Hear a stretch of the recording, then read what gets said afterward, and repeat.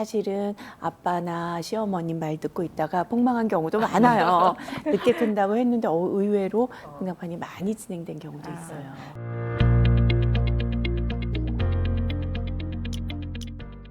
안녕하세요. 안녕하세요. 네, 건강한 요일의 앨리스 대표 앨리스입니다. 오늘 성장명의 박미정 원장님 나오셨습니다. 안녕하세요. 잠실의 박미정 성장의원을 개원하고 있는 원장 박미정입니다. 반갑습니다.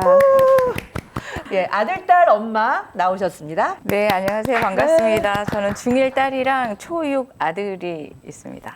네, 제가 초등학교 4학년 11살 아들을 둔 엄마입니다. 가장 큰 고민이 키에 대한 고민이에요. 주위의 친구들도 키에 대한 고민을 많이 하고 있는 때고, 들어보니까 초등학교 4학년, 5학년, 6학년 그리고 중학교까지가 가장 최적기라고 해서 엄마들도 만나면 키 얘기를 많이 합니다. 그래서 제가 얼마 전에 성장 클리닉을 한번 다녀왔습니다. 거기서 키 성장 검사를 받고 왔는데 너무 많은 도움이 됐어요. 실제로 키 성장에 대한 불안, 걱정이 많았는데 듣고 나니까 오히려 마음이 편안해지더라고요. 그래서 여러분들께 소개해드리고 싶었습니다. 지난번에 성장의원 다녀와서 성장 검사를 여러 가지를 했는데 가장 먼저 해주신 게 예측 키더라고요. 원장님이 예측 키로는 최대 175에서 180cm까지 큰다고 합니다. 저희 아들이 엄마 키가 작아서 그런 거 아니야?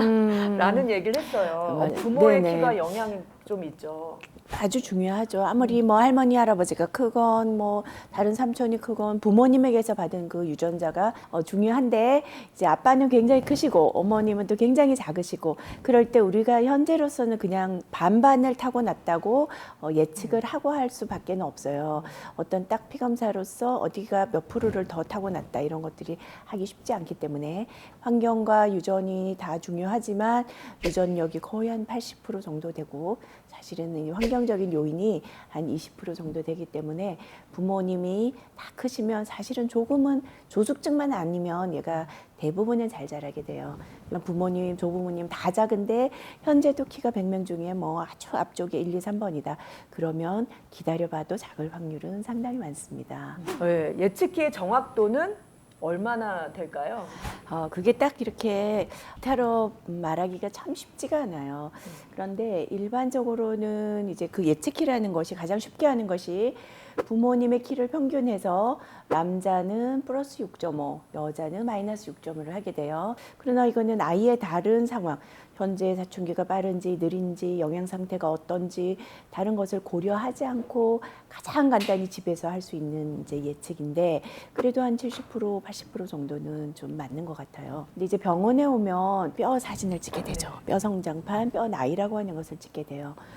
뼈 나이가 굉장히 중요한 것이, 이 뼈 나이가 지금 몇 살인가, 자기 나이하고 비슷한가 빠른가 느린가에 따라서 키가 얼마나 자랄 여력이 있는가, 겉으로 뭐 부모님이 봐서 얘는 어릴 거야 어떨 거야랑 다르게 뼈 나이가 너무 중요하기 때문에 뼈 나이를 고려해서 또 부모님의 키와 현재 키 체중, 또 현재 사춘기 단계까지 고려해서 예측을 하게 되면 그래도 아마도 한 90% 이상은 맞는 것 같아요.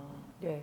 예측키 다음으로 제가 뼈 나이를 한번 검사를 해봤어요. 그래서 네네. 뼈 나이 검사를 했더니 저희 아들 경우에는 실제 나이보단 느렸죠? 8개월 정도 적게 나왔죠. 네, 좋아요. 네. 아주 좋아요. 보통 자기 나이보다 비슷하고 또 살짝 느리면 그만큼 더 잘할 수가 있다는 거예요. 자기 나이 10살이지만 뼈 나이가 9살 반이다. 그러면 지금 그냥 좀 작아 보여도 9살 반짜리의 키와 비교를 하면 되기 때문에 뼈 나이는 약간 느린 것이 더 좋고, 뼈 나이가 빠르다면 지금 잘 커도 그만큼 뼈가 빨리 성장을 할 수 있는 거거든요. 빨리 성장이 끝날 수 있기 때문에 빠르지 않은 것이 좋습니다.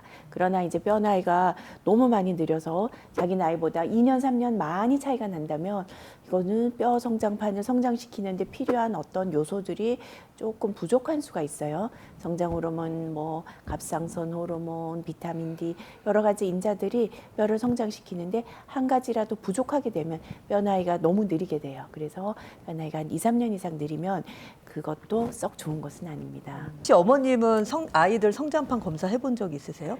저는 아직 안 해봤는데요. 저희 애들이 이제 중학교 1학년, 초등학교 6학년인데 조금 작은 편인 것 같아가지고 한번 해보고 싶은데 이제 저희 남편은 또 뭐 나중에 클 수도 있는데 그냥 편하게 생각하는데 이게 언제 받아야지 좋은 시기가 있는 건지 조금 늦은 건지 좀. 그렇죠. 지금은 한 번쯤은 받아보는 거 네. 나쁘지 않아요. 네. 병원에 가서 간단히 뼈 사진 찍어서 네. 뭐 그 정확하게 뼈 나이가 얼마인가를 검사를 하게 되면 괜히 불안에 떨 이유도 없고 병원에 갔다고 뭐 바로 무슨 뭐 주사 치료가 들어가는 건 아니잖아요. 그래서 체크를 해보면 예, 조금 뭐 안심하고 기다려도 되겠다. 혹은 이제는 조금 더 적극적인 노력을 해야겠다. 그리고 한 번쯤은 병원에 갔다 오면 아이들의 생활 습관이 얼마나 많이 바뀌는지 몰라요. 그래서 그 전에는 안 먹고 또 뭐 늦게 자고 이런 아이들도 한 번쯤은 이제 병원 가서 선생님 말 듣고 자기 뼈의 상태가 어느 정도로 자랄 시간이 얼마가 남았다 이런 것들을 얘기 듣고 나면은 굉장히 아이가 스스로 오히려 동기부여가 되는 것 같아서 너무 망설일 필요가 없어요. 근데 사실은 아빠나 시어머님 말 듣고 있다가 폭망한 경우도 많아요. 늦게 큰다고 했는데 의외로 응답판이 많이 진행된 경우도 있어요. 지난번에 병원 방문해서 원장님께 부탁드렸어요. 너 잘 먹지 않으면 키 안 큰다. 뭐 이런 얘기 해주라고. 그래서 저희 아들이 다녀오고 나서 많이 경각심을 좀 갖고 많이 먹어야 되네. 선생님이 그렇게 얘기하셨는데 라는 얘기를 들었어요. 그래서 이게 병원에 가서 상담받는 게 중요하구나 라는 생각이 또 들었습니다. 네. 저도 한번 가봐야겠네요. 네. 저희 애들이 6학년, 중학교 1학년이라서 조금 늦은 게 아닌가라는 생각도 드는데 언제 검사를 받는 게 제일 적당한 때인지. 보통 부모님들이 상당히 이제 걱정을 많이 하시잖아요. 그래서 사춘기의 증상이 있을 때쯤에는 그래도 받아보는 것은 어떨까. 여자애라면 그래도 가슴 몽우리가 살짝 생긴다. 그러면 보통은 한 2년 정도 후면 초경을 할 수가 있어요. 그래서 가슴 몽울이 생긴 이후에는 많이 자라야 한 25cm 정도 자랄 수 있어요.